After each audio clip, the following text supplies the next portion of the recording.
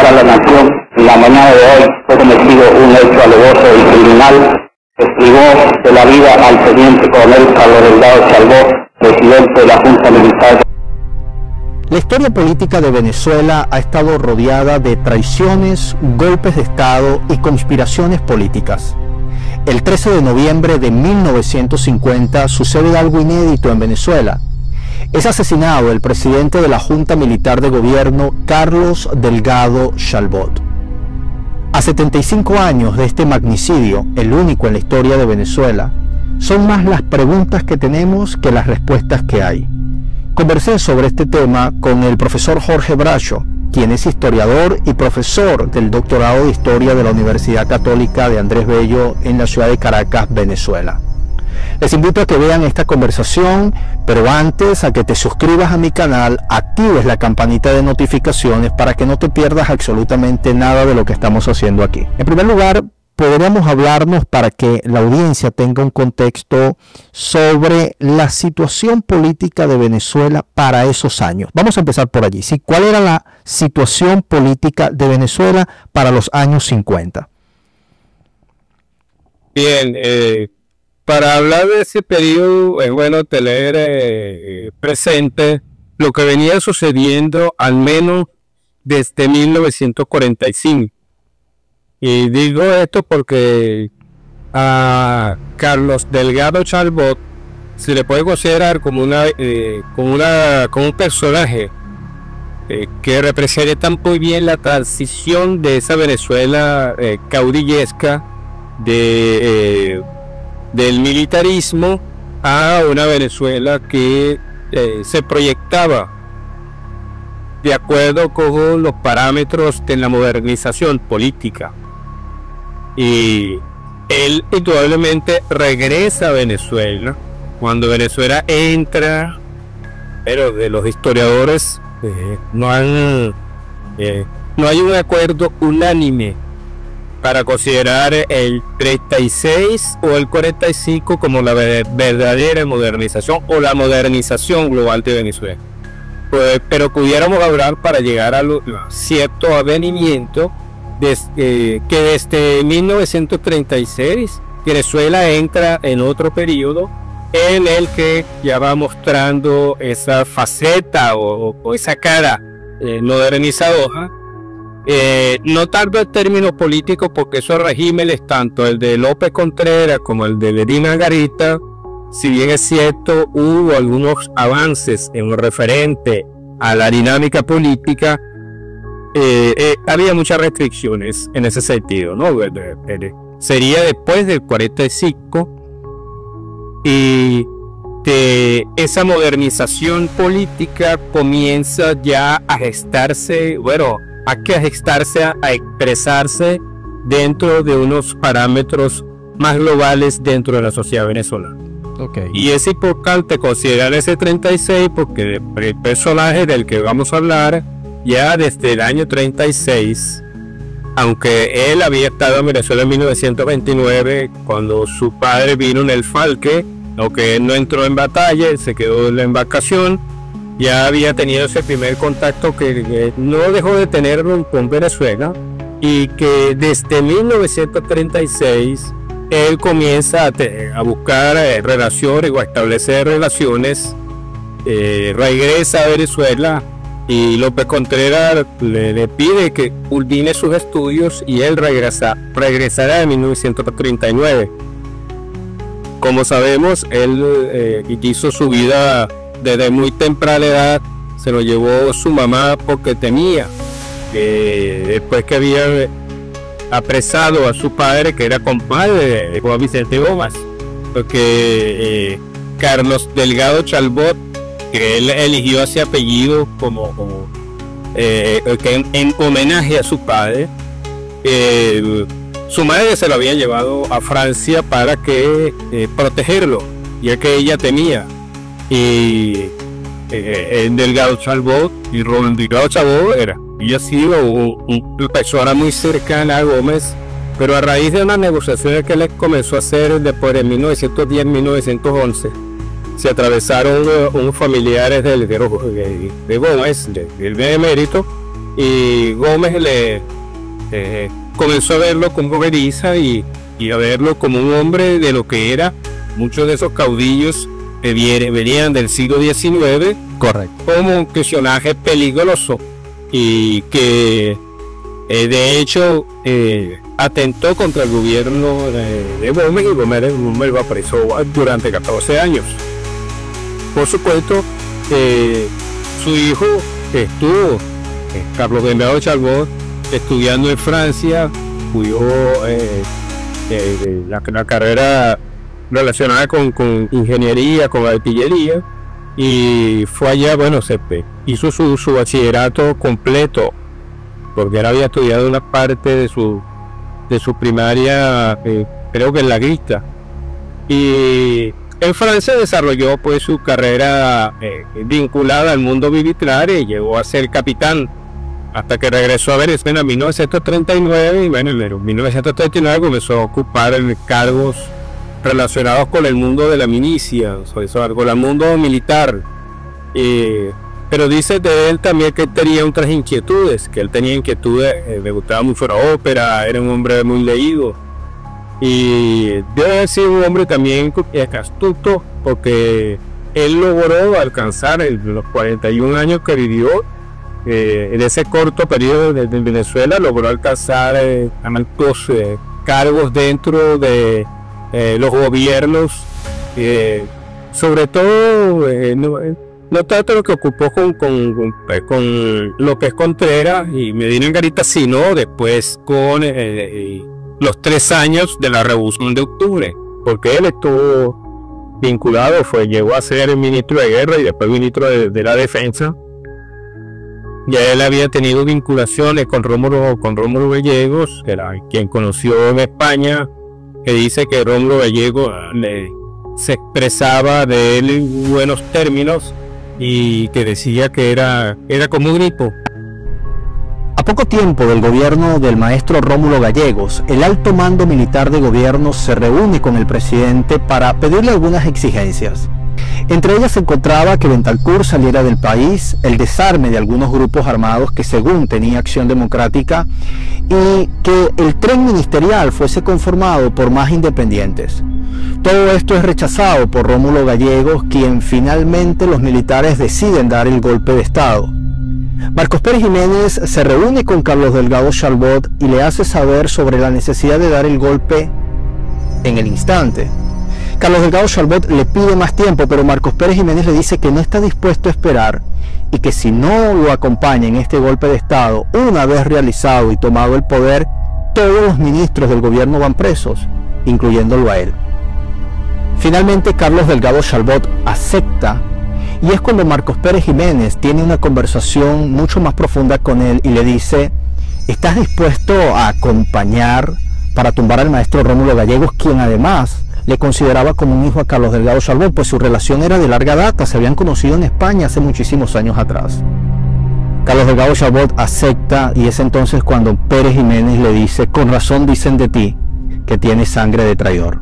¿Qué vinculación tiene Carlos Delgado Chalbaud? ¿Cómo impacta? De eso se ha hablado mucho además, ¿no?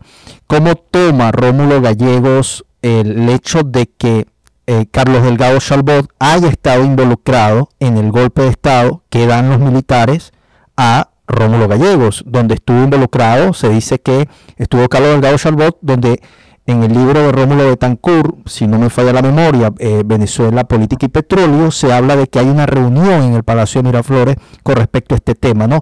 Quisiera que ahondáramos un poquito allí, es decir, esa relación de Rómulo Gallegos con Carlos Delgado Chalbaud, ¿cómo queda luego de ese suceso del golpe de Estado?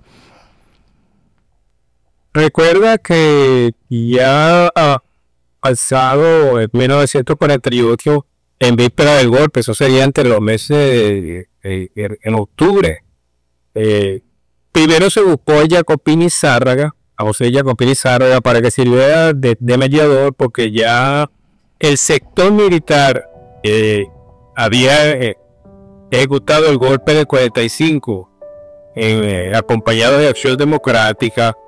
Tenían una serie de quejas la forma como venía actuando Acción Democrática y por ende Rómulo Gallegos, que era el presidente de la República. Y en algún momento, dada la cercanía de Delgado Chalbaud con Gallegos, que él era su ministro de la Defensa, se buscó por la manera de convencer a Rómulo Gallegos de que aceptara las peticiones que le estaba haciendo el sector militar, encabezado por supuesto estaba Marcos Pérez Jiménez y Llovera Páez, y había otros, por supuesto, en primera instancia que Rómulo Betancourt abandonara Venezuela. En segundo lugar, que desarmaran o que recogieran las armas, eso fue lo que se adujo, según los militares se habían repartido entre militantes de Acción Democrática, sobre todo en el interior del país. Y en tercer lugar, que cambiara todo el tren ministerial de los ministerios, pues, de todos los ministros, que de hecho los ministros renunciaron y Gallegos, en una posición intransigente, no se las aceptó.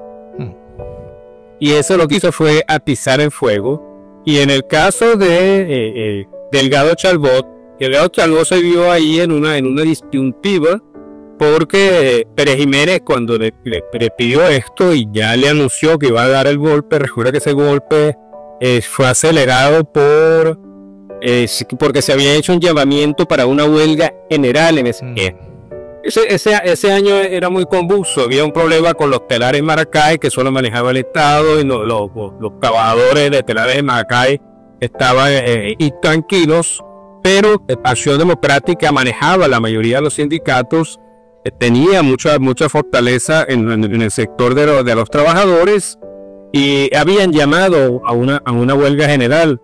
Y inmediatamente, el 24 de noviembre, entonces dieron el golpe y expulsaron a Rómulo Gallegos, y bueno, todo lo que tenía que ver constitucionalmente, decretos que existían, todo eso lo abrogaron los golpistas de Celumeto. Y hasta donde se sabe, los que han estudiado bien ese periodo, fue Pérez Jiménez construyó a Delgado Chalbaud a que lo acompañara, porque bueno, si tú no estás con nosotros, simplemente tú vas a ir preso. Bueno, lo obligó, pues, y ahora hay otra cosa. Y bueno, eso da para muchas conjeturas, para la gente ha conjeturado, pero que el hombre tenía afanes de poder.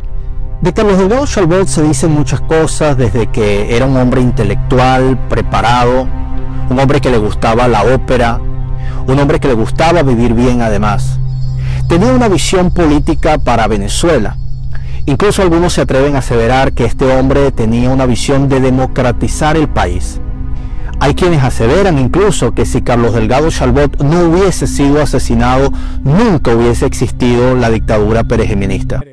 Eso, porque se habla de ambiciones, de que Carlos Delgado Chalbaud podía haber sido movido también por una cierta ambición de poder. Él quizás se vio también en el hecho de decir, bueno, voy yo a tener protagonismo dentro, porque de eso también hacia allá nos vamos a mover ahorita cuando hablemos de la Junta Militar, cómo él llega a ser presidente, porque eran tres, Marcos Pérez Jiménez y Llovera Páez. Profesor, si usted tuviera que definir a Carlos Delgado Chalbaud, a este personaje, dentro de la historia, ¿cómo se define Carlos Delgado Chalbaud? ¿Como un nacionalista?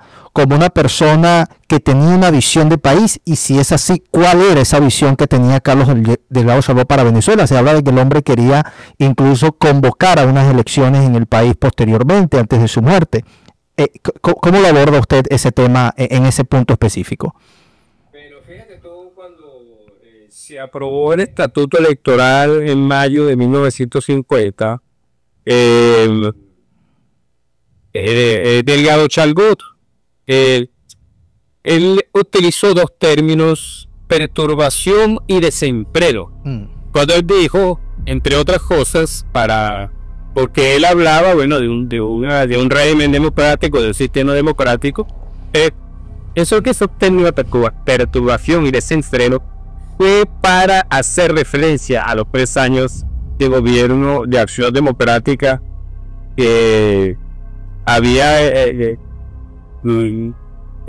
verdaderamente perturbado la paz de algunos sectores, como por ejemplo la iglesia, que aplaudieron ese golpe, sin él o los editoriales no solo de la religión, sino sobre todo de SIC, vieron esos 3 años como 3 años de oscurantismo, y además que ellos acusaban a Acción Democrática de comunista, cosa que no es cierta.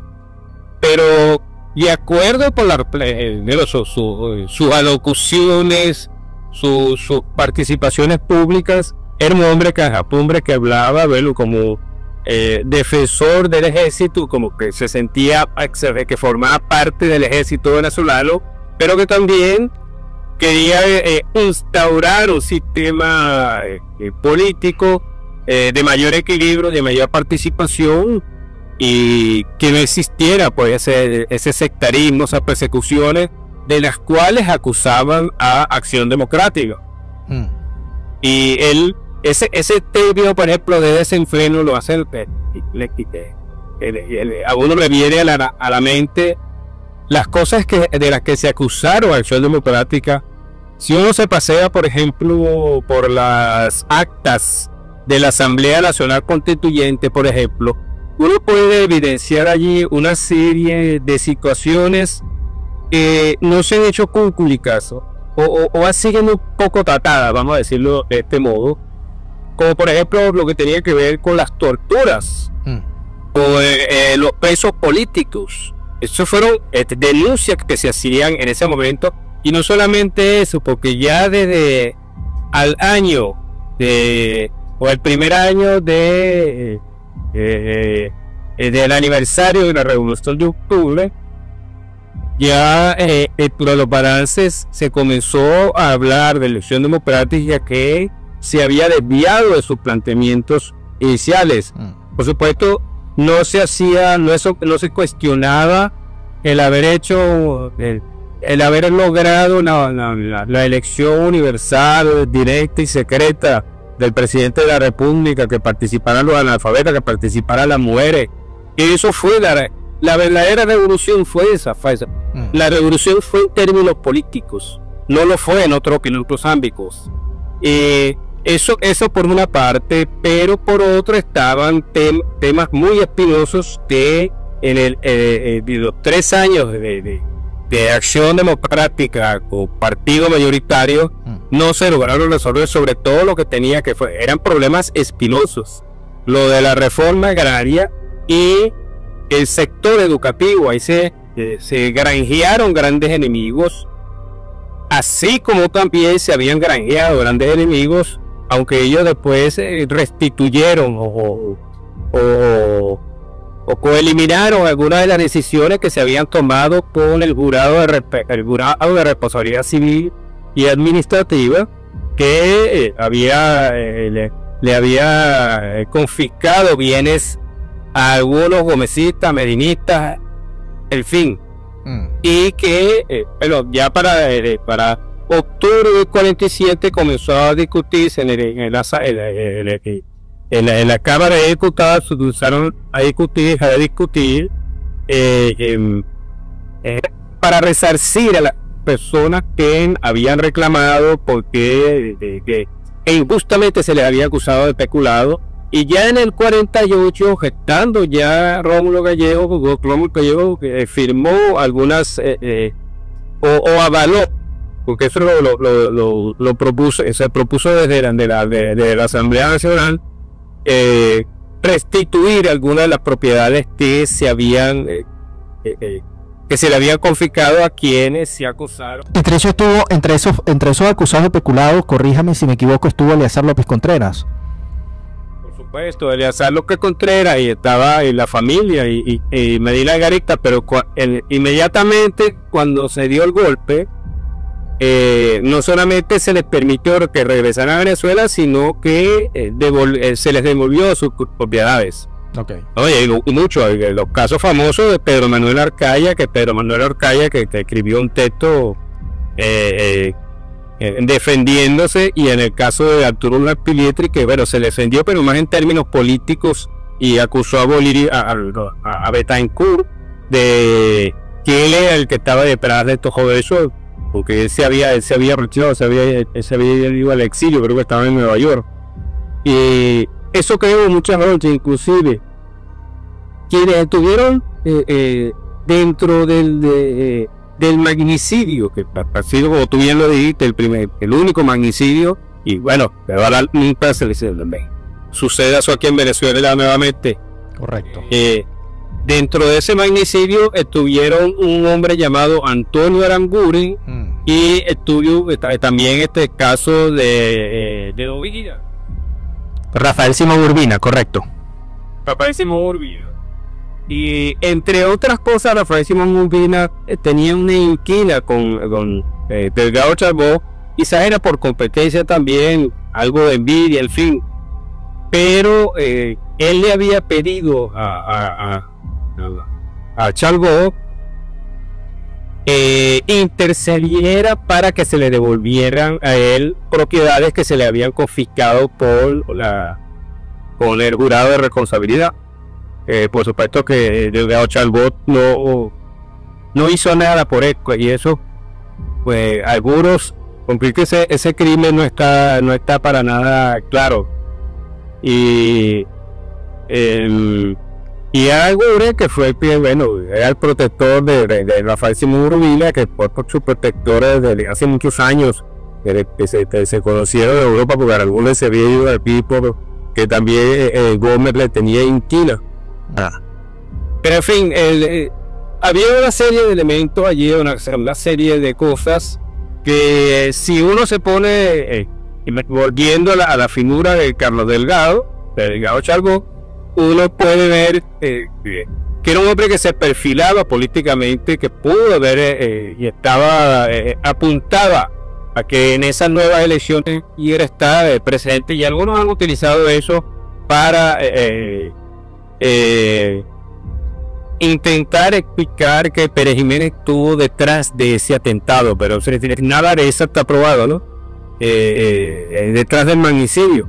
Pero lo cierto del caso es que Delgado Chalbaud tenía ideas relacionadas con la modernización del país, tenía ideas vinculadas con un tipo de democracia parlamentaria, la existencia de partidos, pero que esa experiencia de esos 3 años con Acción Democrática no les dejó a ellos muy buena impresión. Carlos Delgado Chalbaud era un personaje que hablaba muy bien el inglés y el francés, además del español. Era un intelectual. Quizás estas sean las razones por las cuales él haya sido presidente de la Junta Militar de Gobierno. De Llovera Páez y Marcos Pérez Jiménez, el hombre que tenía más perfil político, sin duda alguna, era Carlos Delgado Chalbaud. ¿Cómo se convierte Carlos Delgado Chalbaud en presidente de esa junta? ¿Qué fueron los elementos que finalmente decidieron en que él debía presidir la Junta Militar para los años 50? Yo supongo que el lugar que él ocupaba en el gobierno de Rómulo Gallegos, además de haber servido de enlace, porque él fue, en un momento fue Coquín y Serra, y después fue él el que utilizaron los militares para que se dirigiera a Rómulo Gallegos, que era un hombre que tenía, ellos, como lo hemos dicho, tenían en alta estima a Delgado Chalbaud. Quizás eso fue un elemento, pero también está otro elemento, porque él era muy respetado también dentro del ejército. Y fíjate tú que cuando ya él no está, buscaron fue a un civil, a un hombre vinculado al mundo jurídico, un abogado como fue Germán Suárez Claverich.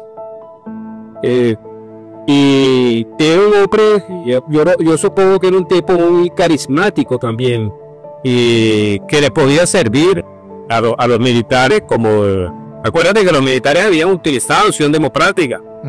Y ahora estaban utilizando, pero ya iban directamente a la toma de poder. Pues lo que pasa es que habían precedentes militaristas muy cercanos en el tiempo, que yo creo que ellos buscaron amainarlo un poco con la presencia de algunos elementos civiles y elementos que mostraran más bien equilibrio y cercanía con el mundo civil.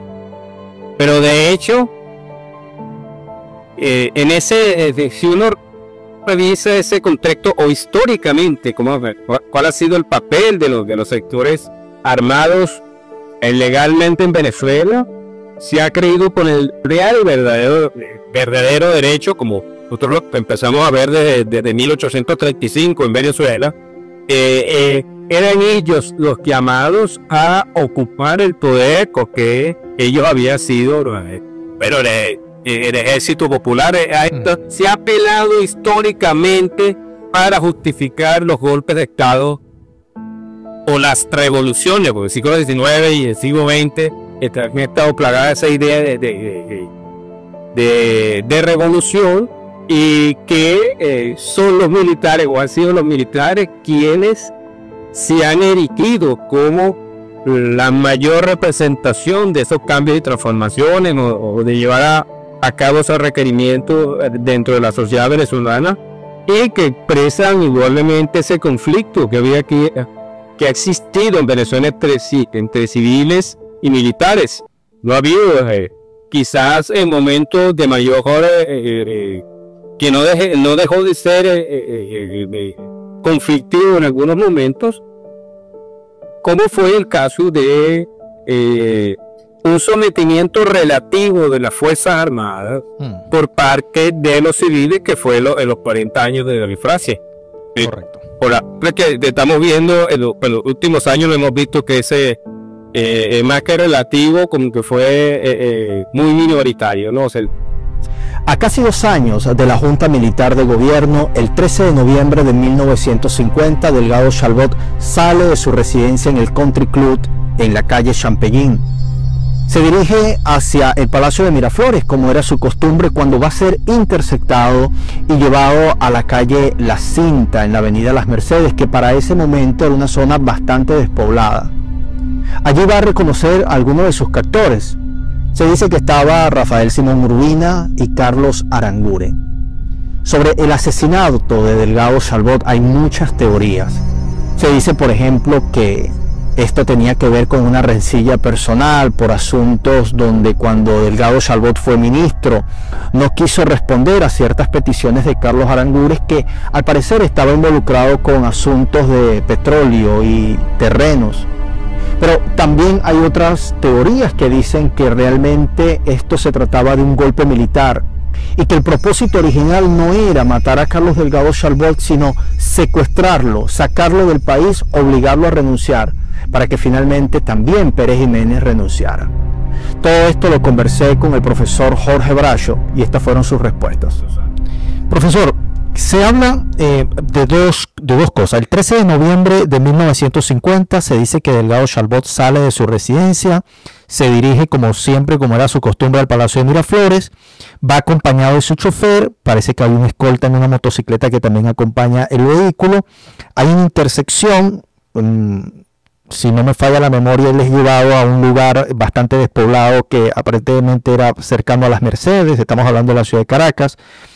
Hay una confusión, ¿no?, sobre realmente quién es el que termina accionando sobre Carlos Delgado Chalbaud, porque se habla que Rafael Aranguren fue herido en medio de esa confusión, hay disparos, pero hay dos teorías que usted precisaba y yo quisiera saber su apreciación. ¿Cuál es de esas la que tiene mayor probabilidad en su opinión? ¿Por qué?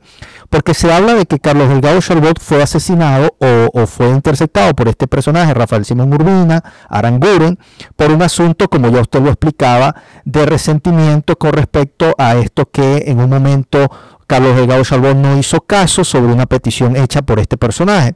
Pero también se habla, leí el libro del gran cronista venezolano Oscar Llanes, La verdad sobre el asesinato de Carlos Delgado Chalbaud.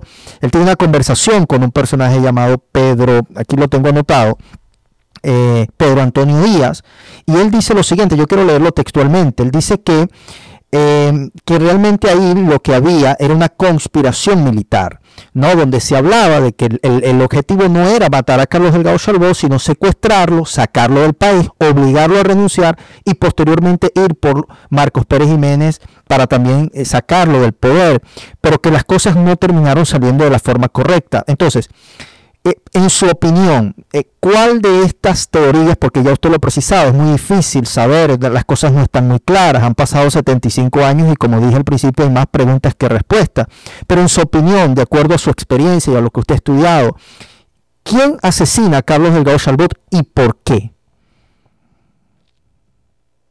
Mira, Carlos Delgado Chalbaud, que era un hombre que se dice que no le gustaba andar con una gran cantidad de guardaespaldas, ¿no? Hay cosas allí que ameritarían alguna explicación, porque él salió de su casa en Chapellín, iba con su edecán, el segundo apellido era Bacalao, no recuerdo en este momento. Bacalao Lara. Correcto, ajá. Iba un fiscal en una moto. Pero lo extraño es que en el trayecto, cuando a él lo interceptan, no consiguieron ni policía, nada, ni fiscales que pudieran parar. Era evidente quién iba en ese vehículo. Según los reportes oficiales e inclusive el reporte de prensa, primero que yo he tenido la mano, lo he logrado revisar. Ahí se dice que con Cormina vinieron, eran cerca de 20 personas, cerca de 20 hombres que habían estado tomando, consumiendo alcohol, estuvieron de farra toda la noche en casa de Urbina, estuvieron en casa de Urbina, y de ahí salieron a ejecutar el secuestro o el asesinato, no sé si tenía el asesinato desde ya programado, ¿no? Y se lo llevaron a la urbanización de la Mercedes, en la calle La Cinta, en una casa de Antonio Aranguren. Pues Antonio Aranguren, como habíamos dicho antes, había sido un hombre protector de grupos, inclusive dio dinero para lo del Falque, pero dice que él era muy hablador,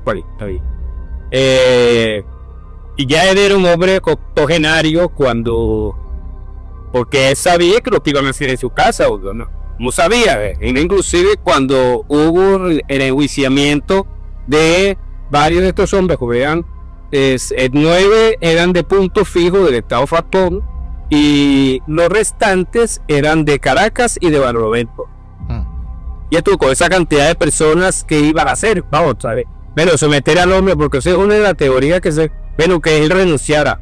Correcto. El Delgado Chalbaud no renunció, y iban a hacer renunciar a Pérez Jiménez también. Pero en fin, ahí lo que sucedió, porque después que aconteció todo esto, el cadáver de Delgado Chalbaud tenía 7 impactos de bala, 7, y uno de ellos en la región occipital. Además que mostraba signos de haber sido golpeado, y al metieron un tiro en la pierna fue a Rafael Simón Urbina, que después se fue a esconder en la y algunos dicen que es un tío desangrado, y otros dicen que bueno, que murió los que lo llevaban de la Seguridad Nacional lo sacrificaron, en fin, pero eso no está bueno, son conjeturas. Correcto. Pero Dorate, fíjate tú, con eso se ha jugado mucho. Hay portales, si usted se pone a buscar en los portales en internet, hay algunos que son muy recientes de estos últimos años. Hay uno que a mí me llamó poderosamente la atención cuando lo revisé, que está escrito como para jóvenes y niños. Ahí empiezan a hablar, bueno, dicen que Delgado Chalbaud era un hombre buen mozo, que había tenido muchas mujeres, que tuvo 2 hijos morochos, que le puso uno Carlos y al otro más de uno mellizo, que lo que crió su hermana Elena, en fin, ese tipo de cosas que es lo que más se sabe de la vida de Carlos Delgado Chalbaud. Y entonces colocan porque dentro de la memoria colectiva está el caso, bueno, que pudo haber sido Pérez Jiménez porque él se aprovechó y quedó siendo presidente.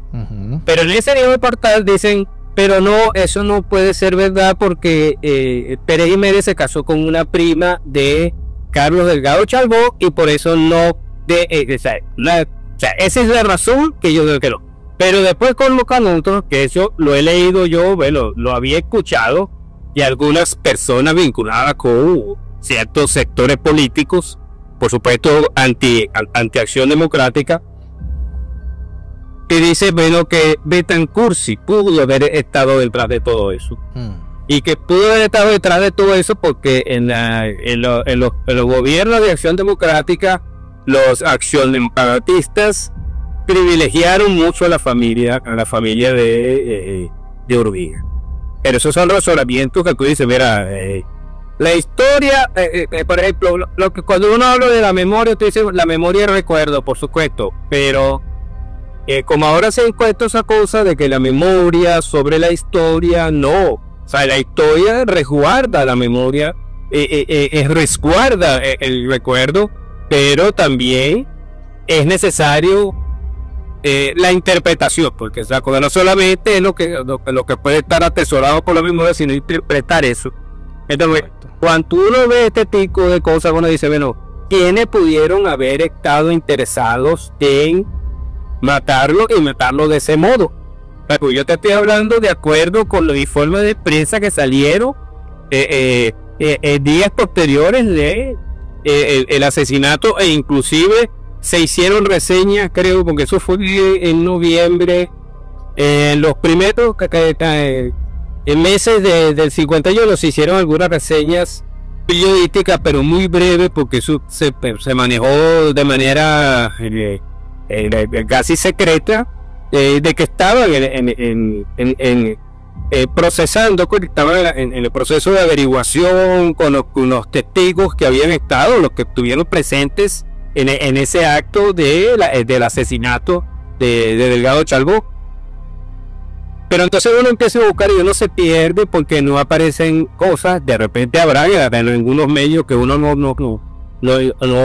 podido revisar, pero no hay o no hubo realmente una decisión con respecto a ese suceso, porque está lo que habíamos dicho antes, bueno, quizás todavía existía esa idea de esos viejos caudillos que se sentían con el pleno derecho de bueno, pero es que si uno lo ve aún con algunas personas que se creen con todo el derecho de que ellos son los dueños del correcto. Y si estaba, como decía ahí, bajo los efectos del alcohol, ¿sabes? Y el día anterior había dicho todo eso para ni dormir ni nada, sino ir directamente a cometer ese magnicidio. Para usted, profesor, me quedan 9 minutos. Para usted, de todas esas teorías revisadas, para usted, en su opinión, ¿cuál tiene más sentido y consonancia con la realidad histórica? Ninguna de las dos que te di de portal ese que tiene uno de los colores primarios. Yo no te voy a decir, eso ninguno de los dos creo yo que tenga, porque tú puedes decir, bueno, puede haber sido Pérez Jiménez, pero yo he leído algunos testimonios de esa época y bueno, tú puedes orar por alguien que tú estuviste comprometido en una componenda, pero no me atrevo a decir ni a asegurar que fue lo que yo sí lo adjudicaría a esa posición de Urbina y de quienes lo seguían y que pudieron haber estado detrás de él, militaristas, gente que venía todavía tenía esa idea de las montoneras, del caudillo, de un derecho adquirido, porque no solamente porque habían logrado alcanzar una posición social, sino también porque estaban vinculados con el mundo militar, tenían algunas influencias y que veían en una persona que había logrado alcanzar altos altas posiciones dentro del mundo político venezolano en tan corto tiempo y siendo apenas un hombre de 41 años, ya de los 30 y tanto había logrado alcanzar, y quizás era un tipo muy carismático, eso me imagino yo, debe ser un tipo muy carismático, muy que manejaba muy bien la persuasión, en fin, sabía sopesar, sabía ver. No todas las personas tenemos esa capacidad de saber ver hacia dónde va una cosa. Bueno, me comprometo con esto y dejo esto a un lado. Porque uno dice, hay que verse en la situación que se debe haber visto cuando en esa disyuntiva de escoger entre quien se sentía su protector o su padre putativo, que era Rómulo Gallegos, frente a otro que ya tenía un poder, tenía una gran ascendencia en el ejército. Marco Pérez Jiménez tenía una gran ascendencia en el ejército, y Delgado Chalbaud tenía un reconocimiento como buen profesor, un hombre equilibrado, que quizás ahí había entre ambos dos competidores en el futuro, pero sería aventurado decir que una teoría es más favorable que la otra. O sea, yo lo contextualizo dentro de la dinámica cultural política venezolana, que ha tenido que ver con esos elementos de pugnacidad entre el civilismo y el militarismo. Correcto. Era en medio de eso los resentimientos, las envidias, la idea de que yo tengo todo el derecho porque mi dinámica de vida, mis vinculaciones, en fin, ya me han dado a mí la potestad de poder imponerme o imponer mi verdad o mis designios frente a otros, independientemente de un marco legal o que exista la sociedad.